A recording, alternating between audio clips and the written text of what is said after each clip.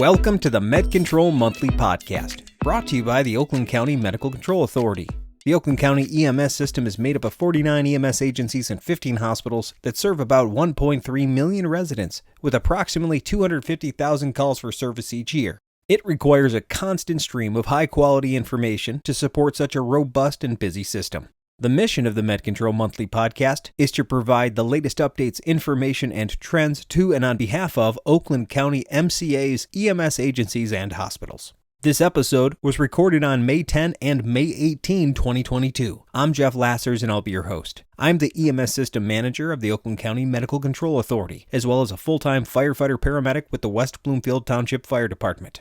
For decades, there has been a steady growth towards the need to prepare first responders, municipal leaders, and citizens for mass casualty incidents. MCIs continue to become common events that overwhelm the resources and capacity of first responder agencies around the nation. In addition, these types of incidents can cripple the soul of a community, as witnessed in the months following the Oxford High School shooting. Unfortunately, active assailant events and other similar MCIs will happen again, and our first responder community must be prepared for the sake of our citizens and loved ones.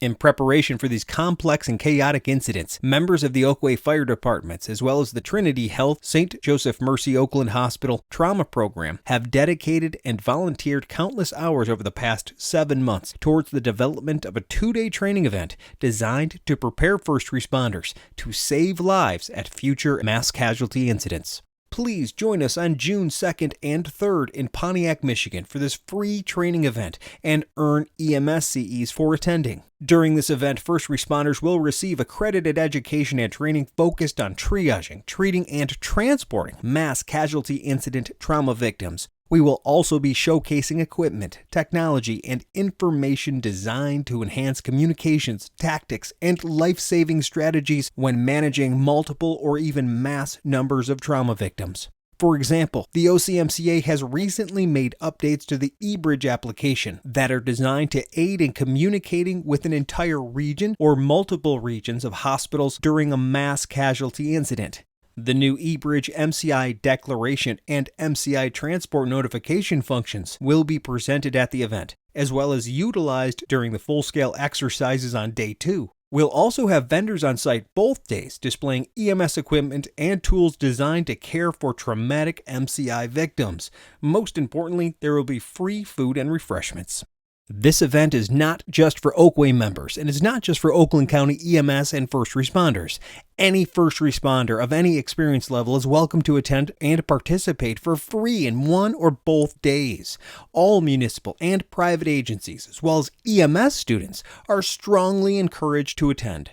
The goal of this 2-day event is to bring everyone together and continue to enhance the preparedness of our local first responders so that they are ready to protect our communities during and after such tragic events. When the next bad day happens, it won't matter what department or agency you work for. What matters is that we come together, train, network, and have a good time in the process. Again, this event is free and the lineup and course offerings are world-class. To register for this free event, go to stjoeshealth.org/trauma symposium or check out the link in the episode description.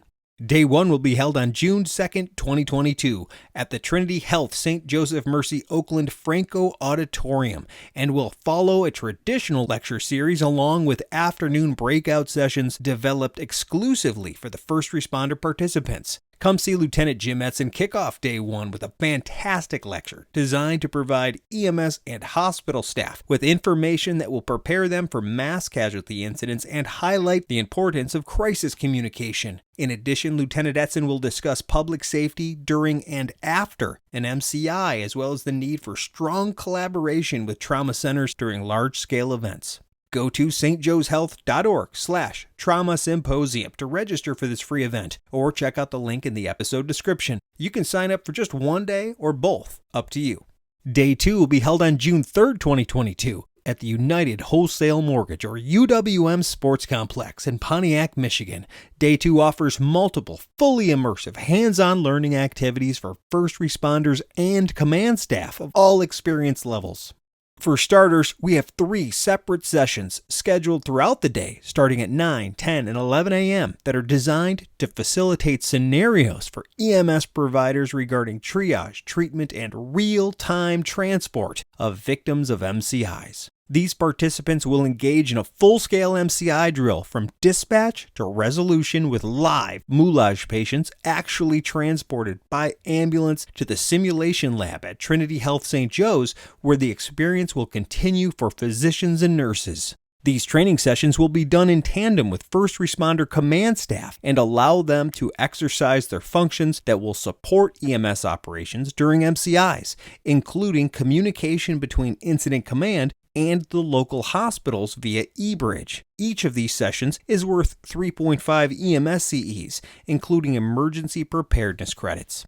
We also have several 1-hour EMS CE training sessions scheduled. Check out one of the Treatment of Traumatic MCI Victims courses. These down and dirty skills sessions are designed to facilitate smaller scenarios for EMS providers to practice triage and treatment for MCI victims. We have 2 sessions scheduled that focus on adults and 2 sessions that focus on pediatric victims. These start at 9 a.m. and will run back-to-back until 2 p.m. Participants will earn emergency preparedness and pediatric trauma CE credits. Again, to register for any of these trainings, go to stjoeshealth.org/trauma symposium or check out the link in the episode description. Finally, we have an amazing opportunity courtesy of Panda One that is designed to prepare EMS for situations that may require calling for and landing a helicopter. This training session incorporates a 1-hour lecture and a 1-hour practical session, which includes setting up a real-life landing zone and successfully landing a chopper on the outdoor soccer field at the UWM Sports Complex. This 2-hour training runs from 9 a.m. to 11 a.m. and provides 2 operations credits. To register for this free course, email me directly and I'll put you on the list. Email me your name, agency, and EMS license level to Jeff, that's GEOFF, at ocmca.org. Unfortunately, this session didn't make it on our online registration form. All good, just email me. This 2-day event is just one example of how first responders and their agencies are collaborating to prepare for future MCIs for the sake of saving lives and protecting our communities. We hope to see you there. Thank you to the UWM Sports Complex for hosting the Day 2 activities. Also, thank you to Belfour Restoration for sponsoring the event, equipment, and logistics. United Wholesale Mortgage and Belfour Restoration continue to support the first responder community beyond expectations or compare. Thank you for your generosity. Now let's get on with the rest of the show and meet the people responsible for planning and executing this high-fidelity event. First, I sit down with Staff Lieutenant Jim Edson, the training officer for the Farmington Hills Fire Department. He is also the Emergency Medical Services Coordinator for the Oakland County Tactical Training Consortium, or OCTAC, which is a mutual aid organization comprised of 40 law enforcement agencies protecting approximately 1.3 million residents. Jim is the founder of the International Tactical EMS Association, also known as ITEMS, and he has been studying, practicing, and teaching active violence response and tactical medicine for 38 years. Consequently, my buddy Jim is considered a subject matter expert on not only the history of these events, but also how to best mitigate them tactically and medically. Unfortunately, I was unable to get the entire planning crew together in one sitting. After my interview with Lieutenant Edson, you'll be introduced to 3 others deeply involved in the planning and execution of this 2-day event. Captain Sova is the EMS coordinator for the Bloomfield Township Fire Department. Jeff Bailey is a staff lieutenant for the West Bloomfield Township Fire Department, and he has a long history of planning and executing large-scale training exercises. Finally, you'll be introduced to Chris Lopez, who is the training program manager at St. Joe's Hospital in Pontiac. During this episode, our guests will help our audience appreciate the current magnitude of mass casualty incidents in the United States and the impact on our communities and citizens. They will also help us appreciate the value of preparing for MCIs. And finally, they will list and describe recommendations for first responder agencies regarding preparing for these mass casualty events and the subsequent trauma victims. It requires a continuous stream of evidence-based, relevant, and actionable information to support such a robust and busy system. And the Med Control Monthly Podcast is here to help. Please email us your feedback and tell us what you think about the show, or send us ideas for future episodes to Jeff at ocmca.org. That's GEOFF at ocmca.org. Also, check out our new OCMCA YouTube channel. We'll be posting all sorts of content and videos for our EMS system there, so please find us on YouTube and hit the like and subscribe button. Now enjoy the show.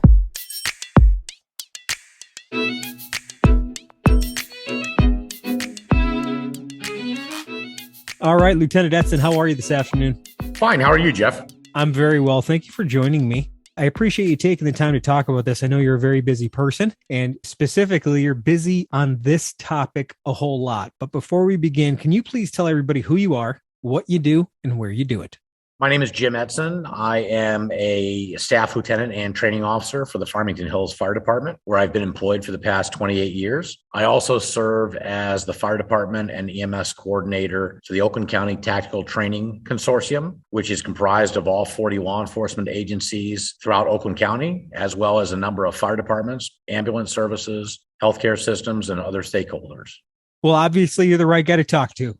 Known you for a long time, and specifically, I've known you to be involved in tactical EMS and multi-casualty incident preparedness and a number of other emergency preparedness tactics and education strategies. Can you help us appreciate the magnitude of mass casualty incidents in the United States and the impact on our communities and citizens? Absolutely. Well, these incidents have arguably been occurring since the infamous University of Texas at Austin incident in 1966, and unfortunately have been growing with great frequency in recent years. Here in Oakland County, the community of Oxford was obviously affected by such a tragedy late last year.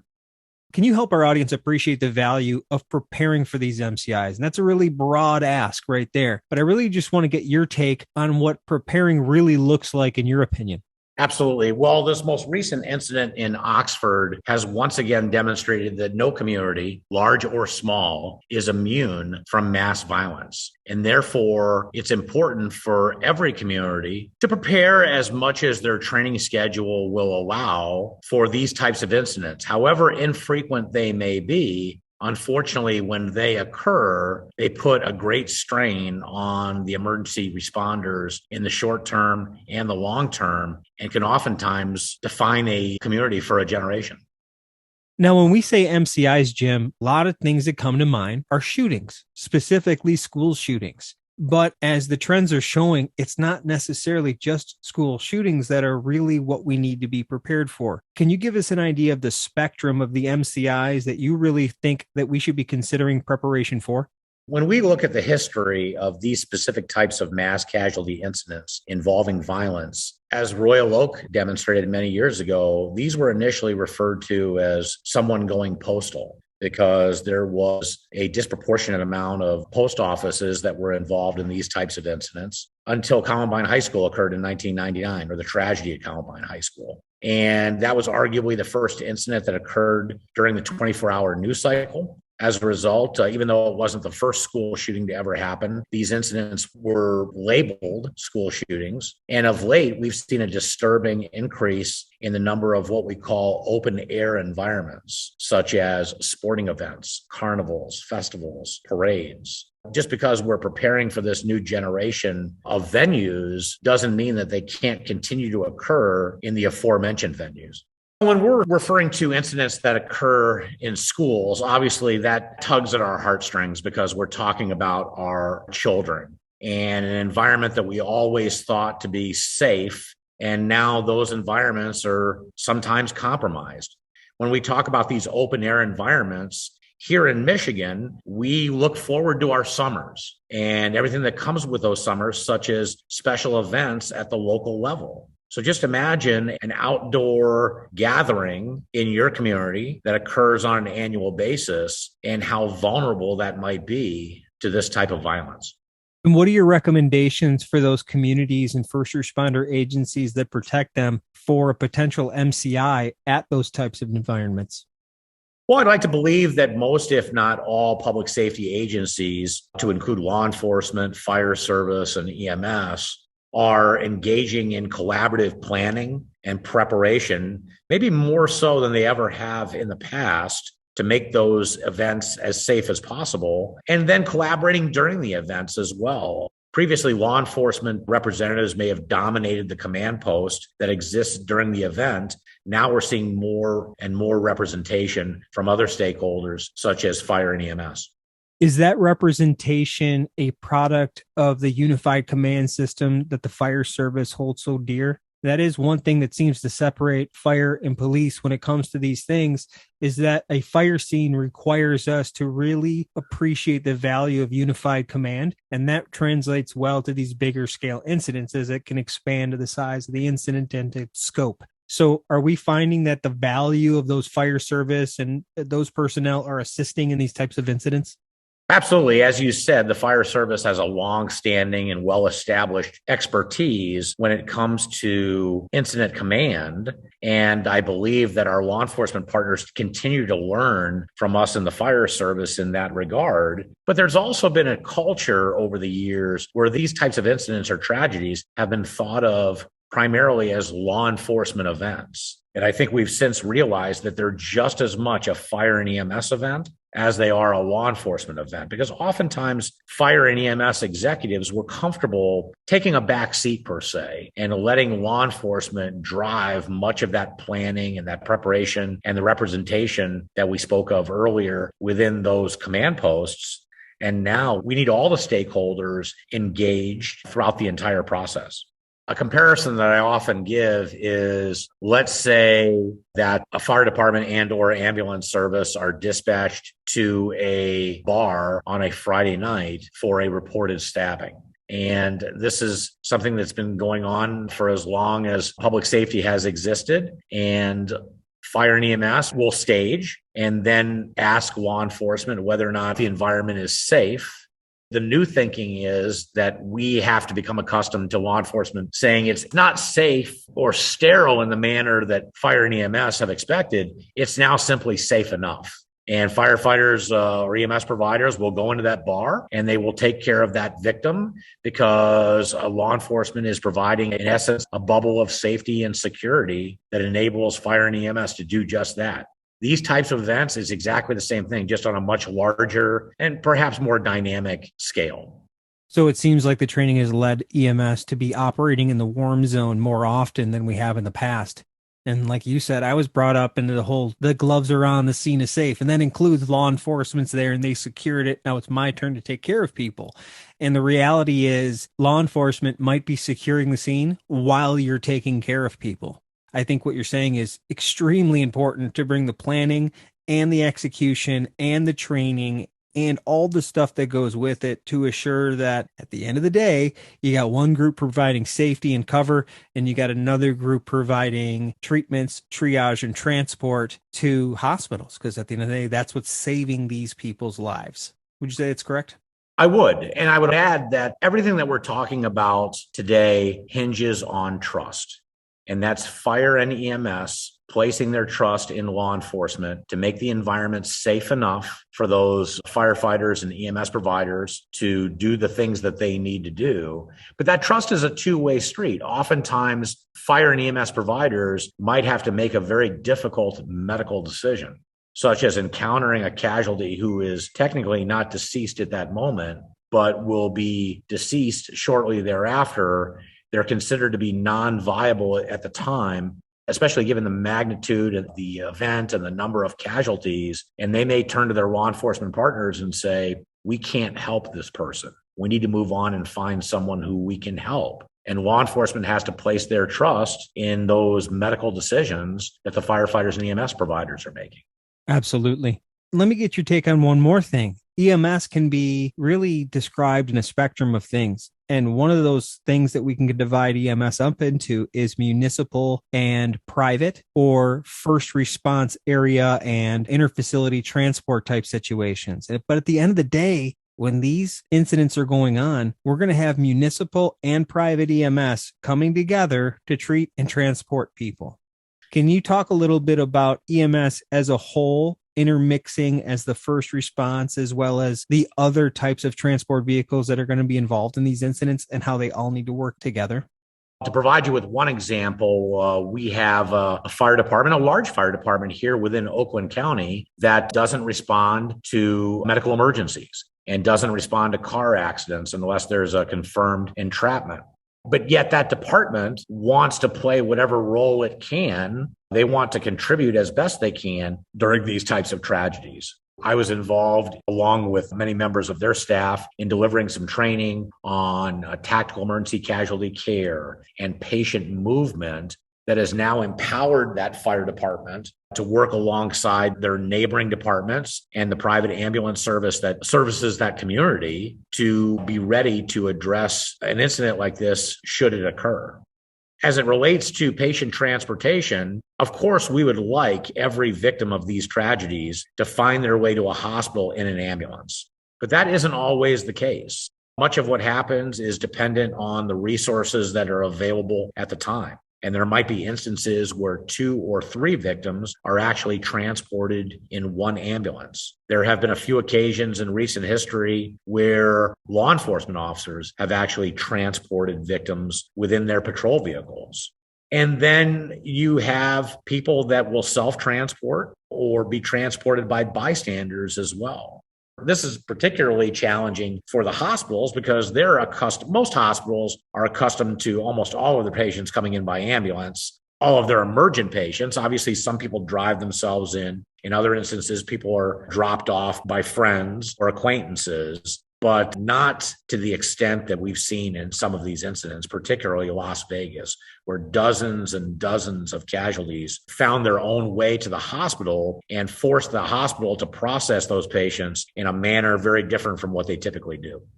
Yeah, there's so many variables that I guess the only thing you can do is include anybody who might show up to the scene to help when it comes to first responder or emergency services to get them involved in the planning and execution of training.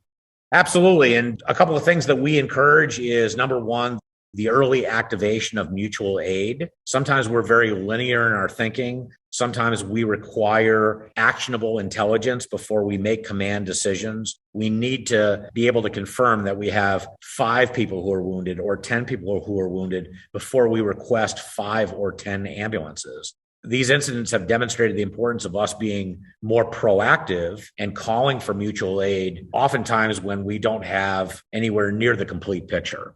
And the best case scenario is that if we don't need those resources, we certainly can have them return home. But the worst case scenario is that we eventually determine that we have a multitude of injured people and not enough resources on the scene.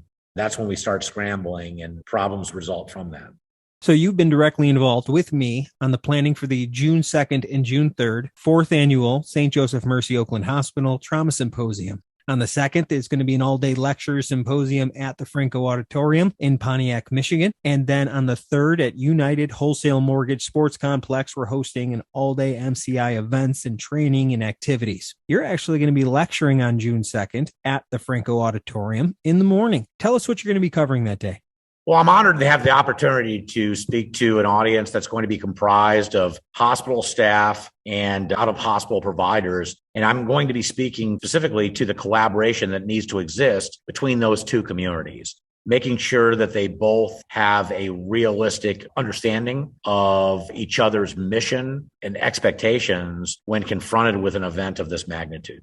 Awesome. Now we got a lot of really good speakers lined up for that day. And in the afternoon, there's some hands-on stuff for EMS providers. So we hope that they can show up there. This is free to all EMS providers. And you can check out the link in the episode description to get access to it. On June 3rd, Jim, you're involved in a whole lot of those exercises. Give us an overview of the main event scenarios and the command staff education that you're going to be a part of and what that means to preparing our first responders. Well, I will say that organizers are excited about both days, but they're particularly excited about the exercise because, as you mentioned, we've got some breakouts scheduled where we can enable personnel who work on the street to improve upon their street level skills, particularly as it relates to casualty care. So when they encounter victims with such trauma, they have a better understanding of the medical equipment and supplies that are available to them, as well as the tactics and techniques that they can use to help those people survive. And then we're offering a separate track for command level personnel where they can deal with the types of challenges that present and make the decisions that are required, especially within the first 30 minutes. working with their law enforcement partners, because in the simplest of terms, these types of tragedies, half the problem is tactical or law enforcement related, and the other half of the problem is medical. So the sooner we can achieve co-located, hasty, unified command, the sooner we can get a supervisor from the lead law enforcement agency and a supervisor from the lead fire department, literally shoulder to shoulder outside that environment, managing it, the better outcome we'll ultimately have. Well said, sir. You've had a long history of training, not only in fire, EMS, incident command, but also these mass casualty incidents and also tactical emergency casualty care. As we close out, can you give advice to all of our first responder agencies listening, those that have been preparing for these types of events very well and very diligently, as well as those agencies that are just now getting really organized to start spending more time and attention on this topic? Well, the first thing I'll say is that every emergency responder listening to this is first and foremost a problem solver. A member of your community is having a problem, they don't know what to do, and they call 911. And whether you are a police officer, a sheriff's deputy, a firefighter, a private ambulance provider, you are expected to be at your best when you show up and contribute to the solving of that problem. Now, to those of you that are listening that are members of fire departments, I would think we all represent ourselves as working for all hazards departments. And what we're saying with that is whatever your problem is, we will show up and make it better. Now, although these incidents are infrequent in occurrence, they have a long-standing impact on your agency and your community as a whole, if and when they occur. We all have to be good at 100 different things. And our operational tempo is higher now than it ever has been in the past. There are only so many hours in the day, especially within the training calendar. So it's difficult for every agency out there to achieve that balance between meeting their operational tempo, meeting their training expectations, and not burning their personnel out. These types of incidents are going to continue to occur, in my opinion.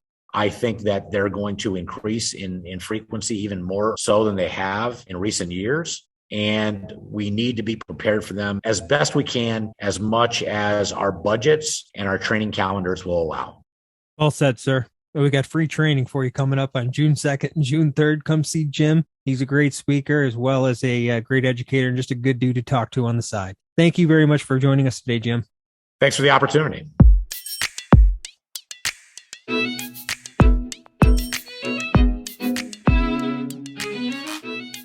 Well, good morning, everybody. How are we doing today? Great. Good, thanks. Excellent. Captain Silva, tell everybody who you are, what you do, and where you do it. I'm Mike Silva, the EMS coordinator with Bloomfield Township Fire Department. I've been here as a firefighter paramedic for 13 years. I'm a fire instructor and an EMS IC. Thank you for joining us here today, sir. I know you're one of a relatively newer EMS coordinator at your agency that is fairly robust and busy. So I know you've been getting your bearings and now you're taking on this whole new MCI training thing. So I really appreciate you putting the effort in, sir. Yeah, thank you for having us and able to discuss it today. This has turned into quite an elaborate scenario. First started with St. Joe's and their annual trauma symposium. Chris Lopez contacted us about partnering and creating an MCI event in collaboration with their trauma symposium, a 2-day event this June 2nd and 3rd. June 2nd's in person at their Franco Auditorium at St. Joe's in Pontiac. And the second day, we've been able to partner with UWM, and it's going to be at their sports facility site and a back soccer field. So we've been able to partner with them, and we're able to tie in our Oakway annual EMS MCI training event. So it's really a big collaboration of many entities coming together to train for something we hope to never respond to, but we anticipate we probably will at some time in our career. You're a busy guy. I tip my cap to you, and you're also doing all the regular EMS coordinator stuff at the same time. Chris Lopez, tell everybody who you are, what you do, and where you do it. My name is Chris Lopez. I am the trauma program manager at St. Joseph Mercy Oakland, now Trinity Health St. Joseph Mercy Oakland. I've been in this position just over a year now. I've been in the area working pre-hospital in the ER as a nurse and now in the hospital as a nurse practitioner. My career's been emergency focused and critical care focused for the last 15 years. Lieutenant Jeff Bailey, who are you? What do you do and where do you do it?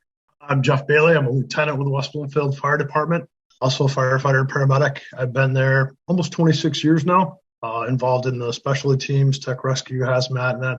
Dealing with larger incidents, I have a pretty good background on that. And then most recently, in the last few years, I've been involved with the active assailant and the mass casualty rescue task force training as well. Well, thank you very much, gentlemen, for joining me today. Obviously, we're here to talk about mass casualty incidents. To start us off, Captain Sova, can you help us appreciate the value for preparing for these MCIs? Sure. We're starting to take the approach of it's going to be when it happens here. With the increasing likelihood of these happening around the country, whether it be a large car accident, a train derailment, a shooting, there's a likelihood that this will happen again, especially in Oakland County, where there's a high density population. So we're trying to prepare to make sure that we make the best out of a situation that's going to be the worst day of many people's lives. So we need to train for this incident that might happen once in our career and be prepared to save as many lives and make it go as smoothly as possible. Thank you very much for that description. I couldn't agree with you more. Now, a little bit earlier, you gave a brief description of the event we're putting together here for June 2nd and June 3rd. Specifically, June 3rd is an MCI event. Can you describe a little bit more of how your agency is preparing for MCIs in the more hands-on approach, kind of set the stage for the level of which we're training for lately? So traditionally in the past, we've always trained within our agency and maybe with our police department. This opportunity really opens us up to a county-wide training. We're training with our dispatchers, with our local police departments, with the sheriff's office, with St. Joe's, where we're actually going to be transporting trauma patients to their sim lab and doing trauma handoffs. So this is really a full circle. Everybody that could possibly be at this incident is going to be invited to this training, and we hope they participate. If an incident happens, it's not just going to be us and the local surrounding departments. It's going to be everybody that can possibly help coming from near and far. So this is a perfect opportunity to train with all those people that are going to be at the real scene, interact with them. And so we're all on the same page in order to make these go as smoothly as possible when they do occur. Yeah, you and I have been talking about this for quite a while now. And when the bomb goes off or the gunshots go off or whatever it is that's going to hurt a bunch of people in our community, it's not going to really matter where their W-2 comes from or where their volunteer status is at as an EMS provider or a first responder. It's going to matter that we all have an integrated approach to recognizing that we need to get these people to the right place to save their life and do all the treatments in between. And I commend you for putting together an event that really champions a multi-disciplined, multi-regional within one county that is very, very robust and very, very diverse between its citizens and types of emergency responding agencies. Okay, so Chris Lopez is the trauma program manager of Trinity Health St. Joseph Mercy Oakland Hospital, a very robust level 2 trauma center here in Southeast Michigan, Oakland County. Chris, from your perspective as an EMS provider that was in the field, that has been in the hospital for a long time, expanded his scope of practice into the nursing world, help us appreciate the value of preparing for mass casualty incidents. As Captain Sova mentioned earlier, MCIs are a matter of when, not if, as we learned last fall. Having come from a fire and EMS background, moving into the nursing world and now onto the provider level, I've been able to appreciate the different steps along the way in terms of how each different entity prepares. And I believe that communication is really the key between all the agencies in successfully responding to and treating the patients of an MCI. Well, thank you very much. I totally agree. Communication is number one, especially when you're identifying a problem in the field, and then you got to tell somebody, hey, I got this person dying and I need to bring them to you. There's some specific key point details that you would need to know to be prepared to help this person as quickly as possible.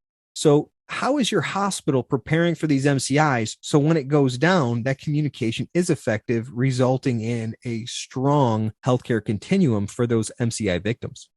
This year, we are having our yearly trauma symposium, as we do each year. This year, in the wake of the Oxford incident in the fall, we have focused on several topics that were lessons learned from several agencies. Again, communication was a key issue across the board. In terms of preparation for this fall, we're working on interdepartmental, interagency communication from our EMS eBridge software for hospital communication from the field, in between departments within the hospital, between our ER, OR, interventional units. Really, all aspects of communication are something to be discussed and to enhance care all around. So not every community has a trauma program manager at one of their trauma centers that puts on an event like this because they have an understanding of EMS. So we're very lucky in that regard that we have somebody like you at a hospital that recognizes that we got to keep working on this. And then also understanding that every single after action review for MCI and active assailants and all these big situations where we have a lot of trauma victims, communication is always on the list of weaknesses. Always. It's a known thing we got to work on. So knowing that and planning this event and understanding the value of preparing for an MCI, what recommendations do you have for hospitals to engage first responder agencies to do these types of multidisciplinary training to assure that, again, that healthcare continuum is strong, knowing that the weakest point is probably going to be communicating who you're going to get, how many, and what's wrong with them? I think you hit it right there with being in the continuum of care. Hospitals need to recognize that they are just one link in the chain of care and that we need to include everyone in the process of making care better for our patients. As everyone knows, care begins in the field. Communication is the next step, alerting us, notifying us that patients are heading our way, giving us ample time to gather the correct resources to treat the patients that are coming our way, to know what resources we need and how to best utilize them throughout the event. Well, I think that summarizes very nicely what we would hope many hospitals would be doing. And hopefully a part of this project for me is to help inspire many other hospitals and trauma programs and similar agencies and everybody else to just increase their training for these future events. Hopefully it only happens never in your future, but I have a non-zero number in my future probably, and I want to be prepared for that when it happens. Speaking of preparation and planning and logistics, Lieutenant Jeff Bailey from the West Bloomfield Township Fire Department has a big history in facilitating and managing training events and deploying things like technical rescue teams. He has experience in the hazardous materials teams and has now been actively participating in the development of rescue task force teams here in Oakland County, Michigan. Jim Edson has been very integral in that, and Jeff Bailey has been very, very integral in West Bloomfield, bringing it there, and then also including our local police department. He is one of the Oakway leaders. Jeff, can you help us appreciate the value of preparing for a mass casualty incident? Sure. These type of incidents, they are broad and ever-changing. So the challenge of getting multiple agencies to function together as a well-oiled machine is an enormous undertaking. When we get the opportunity to train like this, it's highly beneficial to all the parties involved. So bringing aspects from all across public safety sectors, such as fire, EMS, law enforcement, local and county government, and your hospital emergency departments, and bringing them together and allow us to train together and learn from each other as we build the necessary professional relationships goes a long way towards strengthening our response to this type of incident should we ever encounter one.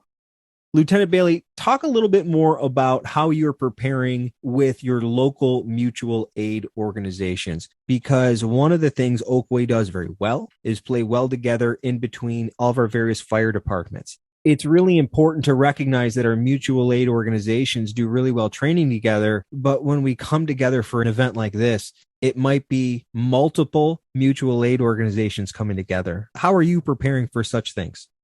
So traditionally in the fire service, we have special response teams that deal with these type of incidents. It's the tech rescue, the hazmat. The law enforcement side, they have their SWAT or their special response teams. Those teams are made up of guys and gals that they go out and have special training and they respond to an incident that is a high risk, low frequency type of incident. The problem with that is that the MCI and the active assailant stuff is something that we need right now. Typically to spin up one of those specialty teams takes an hour or more. We need to be able to act right away. These incidents require that we can get patient care and start taking care of our victims and moving on. So, Lieutenant Bailey, setting up these types of events, it takes a lot of work and a lot of experience to even get to this portion. We're having so many moving parts. But if you're a newer training coordinator, or maybe your agency is just expanding how progressive it is with training, what are some recommendations you can give to first responder agencies to prepare for an MCI event? It's real easy to bite off more than you can chew, trying to make the whole thing come together. And if you start out working on the basics and then you build on those basics, we started out doing our own stuff in West Bloomfield with our fire department and our rescue task forces. And then we included our police department into it. Now we do quarterly training with our police department. And every time we add another component to it. In this upcoming event, we're adding the transport component to it. And you keep building off those successes and make yourself better at it instead of trying to tackle the whole project in one fell swoop. You mentioned building on concepts, and one of the concepts I've heard you really preach very hard, along with Lieutenant Edson, is that we really got to make sure that we are championing a strong unified command. Because when it goes down, no matter how many different agencies show up, if we're not on the same page, we're not on the same page and things are going to go bad. And so can you give us an overview of the importance of preparing to manage unified command and the overwhelming functions that follow? Absolutely, Jeff. So in order to successfully mitigate a MCI incident like this, it's imperative that we have a unified command system in place. The system allows all the entities involved to efficiently manage the massive amounts of resources and constantly changing information that goes along with the MCI response. It must be a priority early on, co-located so the commanders are right next to each other in the same room so they can share the information and the resources in a timely fashion to make this run well. Chris, you were really the champion of starting this off. Give us a little insight as we close out. So I think for us, it was after the MCI incident that you really break down the barriers of pre-hospital and hospital, realizing how much we rely on one another. In essence, that was kind of the impetus for making this event, was another avenue to bring us closer together, train together, and work together for the betterment of our patients and their care. One of the things we would recommend is reaching out to your local trauma centers, finding out their capabilities before an event like last fall takes place again. Knowing what your local hospitals are capable of handling, their surge capacity, is very important in sending patients to the correct facility in a mass casualty incident.